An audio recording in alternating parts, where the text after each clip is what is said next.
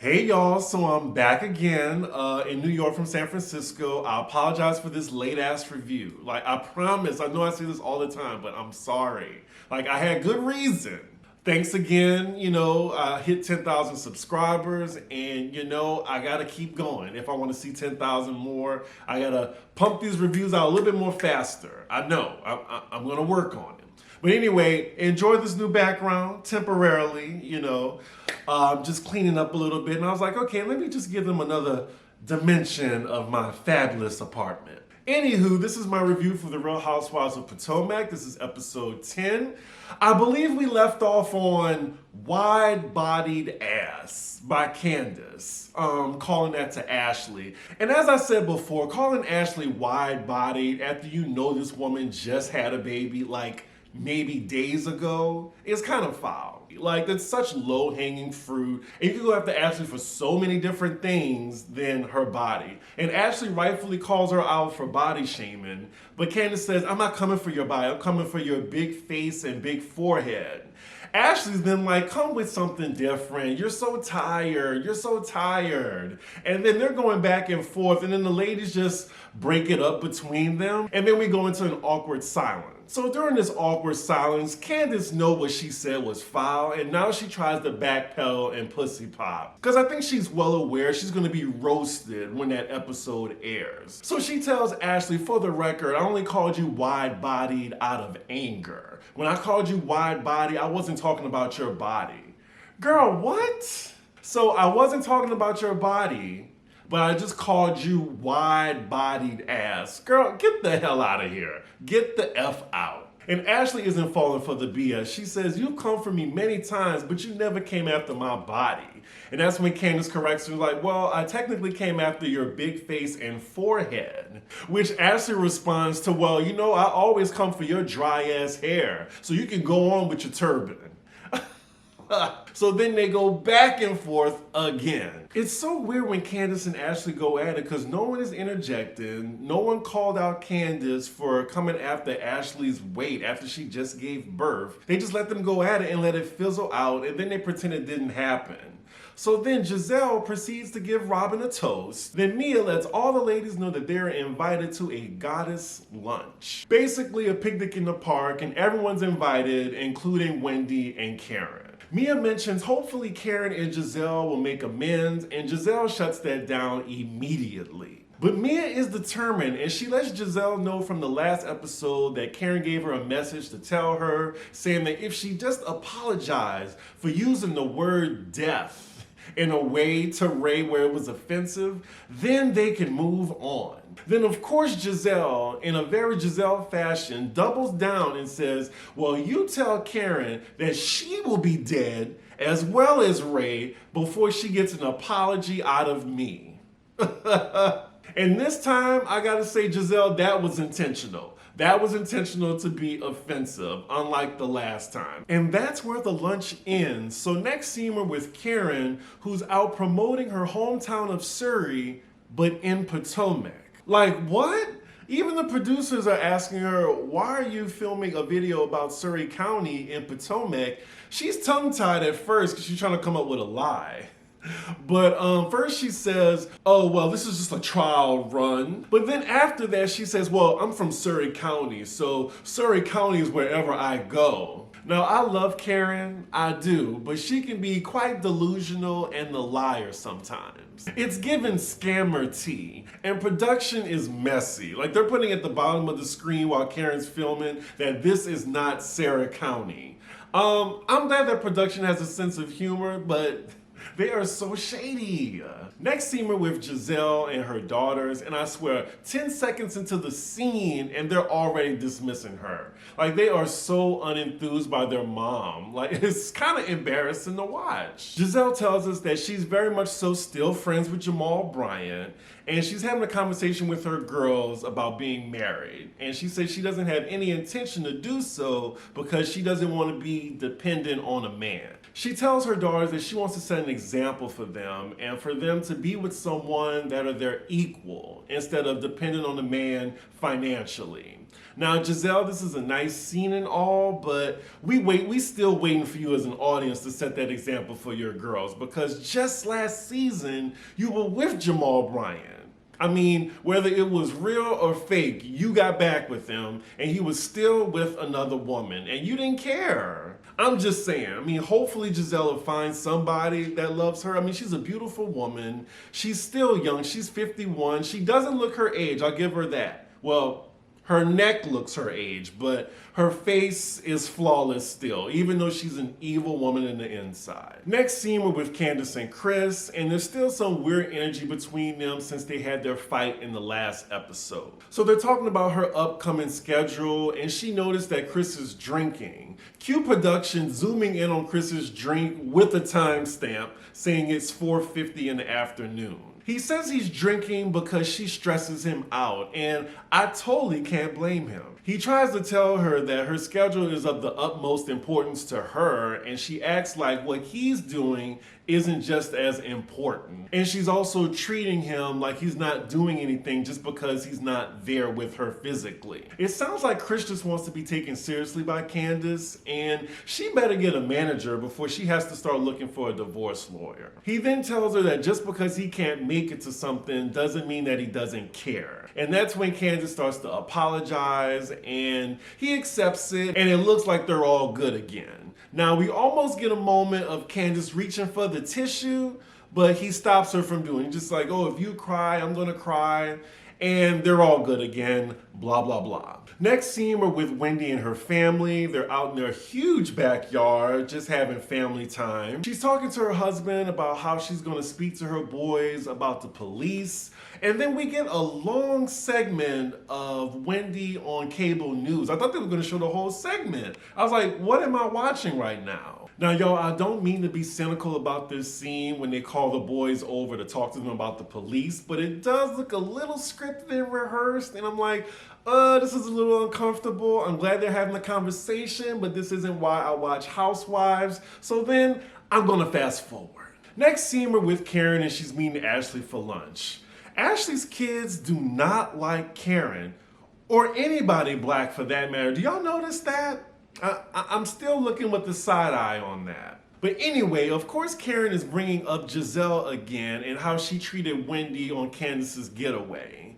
Like, I'm so tired of this feud right now. I can't wait till they get past this, because I need new fights. Karen says she is owed an apology, and Ashley is trying to give Gizelle the benefit of the doubt, but Karen's very adamant on getting that apology. So next we're with Robin, and she's meeting up with her life coach. Side note, I can't wait till she gets rid of these braids. So Robin is telling her life coach that she's afraid of her business failing, mostly because she doesn't trust people to help her, because the people that did help her, like a friend, stole from her. I think the main core to this situation is Robin don't want to be broke again because she experienced broke. This is kind of going by like a therapy session. So then she's now talking about her fiance Juan to the life coach, and the life coach asks, oh, so have you planned for the wedding? Have you started doing anything for it? Of course, Robin, I could have said, of course not.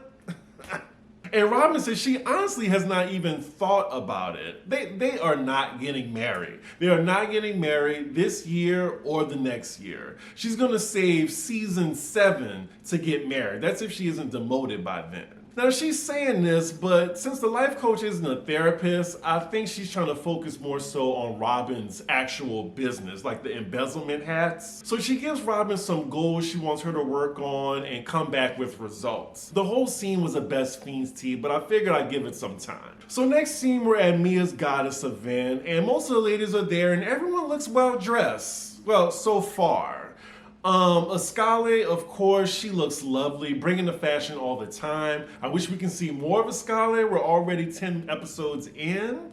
Gizelle arrives, and she actually looks good. Like, this is the best I've seen her dress all season. That's saying a lot. And as soon as Wendy sees Gizelle, she gives her the stank face and pays her dust. Lord, and here go Candace walking up looking a fool in this short bus driver wig. This also reminds me, and I feel like I saw this on Twitter, someone mentioned it, but y'all know the scene in Dreamgirls when Beyonce's character, Dina, she's like, turn the wigs around, turn the wigs around. It looks just like that. Then Robin arrives, and thank God she took those braids out. She looks pretty, but she looks like a tomboy that just got a makeover. I really think maybe she should have wore a pantsuit, but she does look great in this little Grecian-inspired gown she has on. But if Robin told me that she never wore a dress before in that outfit, I would believe her. So as they're all seated, Candace lets the ladies know of her filming schedule for her music video for the song that she's releasing. And she says all the ladies are invited to be extras on the last day of the shoot. And then Messy asks for clarification if they're all invited, meaning is Ashley invited? And Candace just blatantly says, no, she's not.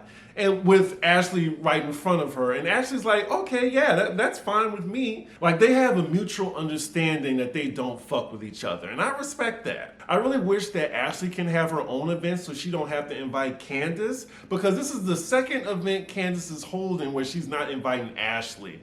And I'm like, does Candace even have the clearance as a housewife to try to exclude somebody? Because she loved doing that, especially last season with Monique. So Gizelle asks Candace, how is Chris doing as her husbander?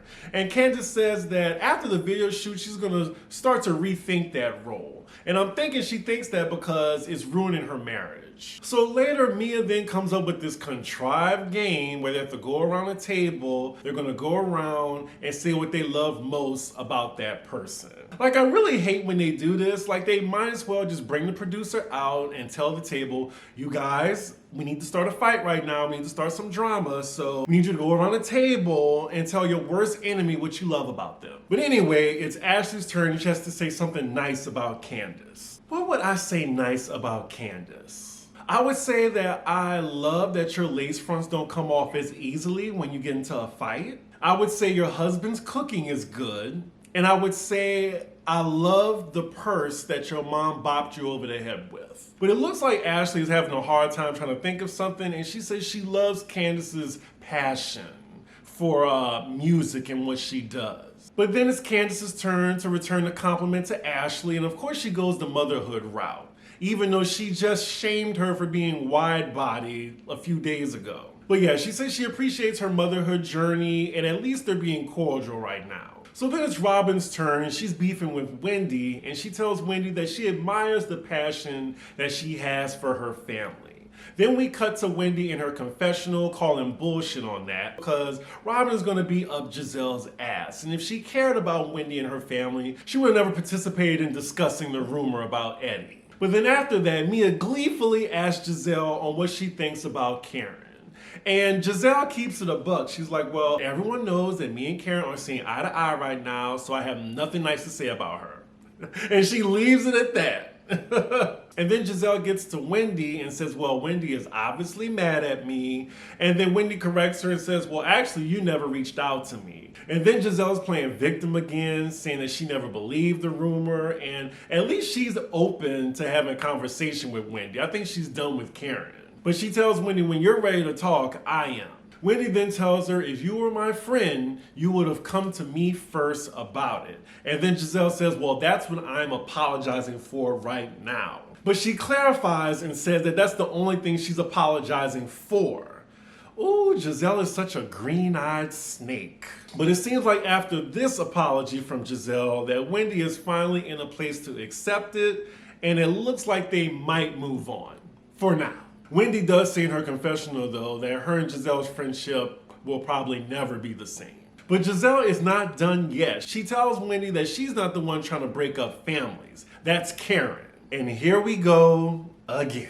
But before Karen could respond, Candace then asks her, is the stuff that was said in the binder, did that affect you and Jamal's relationship, and that's why you're angry at Karen? Giselle then says no, and that wasn't new information to her. Well, that is new information to us, the audience, because last season it looked like you were gooped and gagged by what was read in that binder. And Candace is like, well, why did you say something? And this says a lot, because if she knew already, then that means that their relationship was indeed fraudulent. I think at the reunion, she was just gagged that Monique had the receipts to prove that her relationship with Jamal was fraudulent. So her response to Candace's question is of course bullshit, and it seemed like she didn't want Karen or Monique to see her sweat or give them the satisfaction of seeing her upset. But that plan failed because you still looked like Boo Boo the Fool at the season 5 reunion. Back at the table though, Gizelle says what Karen said hurt her children. Did it? Did it? Because every time we see her daughters, they are roasting her or their father. I don't think they gave two fucks. I think they were saying, Mom, why are you with Dad? You know he ain't shit. Like, so I don't think they cared. But Karen ain't buying it either. She tells you brought a whole lot of a relationship to the table and now you trying to twist it. Lord, and now all the ladies want to throw Gizelle a bone just for admitting that her feelings were hurt. Fuck that, I'm with Karen, you live in a lie and you got exposed. Ugh, and I wish Candace just shut the hell up. She is like Dorit sometimes, just shut up. But then Karen bends a bit and says, well, if it hurt your children, then I'm sorry. Gizelle is not having it. She was like, you apologize to me and my children. And then the back and forth start again, and then Gizelle saying, apologize to my black ass. Mia then steps in to try to mediate the situation, and then Karen finally says, if this is what you want, an apology to you and your daughters, and it hurts you, I apologize. Gizelle then says that this is the first time that Karen has ever apologized to her, because she's always given Karen an apology. In production, they're giving receipts of all the times that Gizelle apologized from season 1 through 5. And Lord, you know Karen is not done yet with the word death in regards to Ray. And I think Gizelle gave an apology for that word death. I think. But then after that, all the ladies at the table push for Karen and Gizelle to just wipe the slate clean. And they finally agree to do so, which leads to all the ladies applauding at the table, and then cut to Mia being very happy with herself that she was able to make this all happen. And that is where the episode ends. I'm just so happy that this war between Karen and Gizelle are over. I don't want to hear nothing about this until the reunion. I need different fights. I want the salad throwing. I want to see Robin fight with somebody other than Wendy, like something. I just think it's funny that they pushed for Karen and Gizelle to get along, but they couldn't do the same with Monique and Candace. Because I really think that relationship was salvageable if Candace didn't bring the law into it. But I enjoyed this episode. It was okay. Again, y'all, I apologize for the late review. You know, I be social. I'm trying. Y'all got a good pop roast though too. But let me get to Salt Lake City, so make sure y'all like, comment, and subscribe, and I will see y'all for the next review. Bye.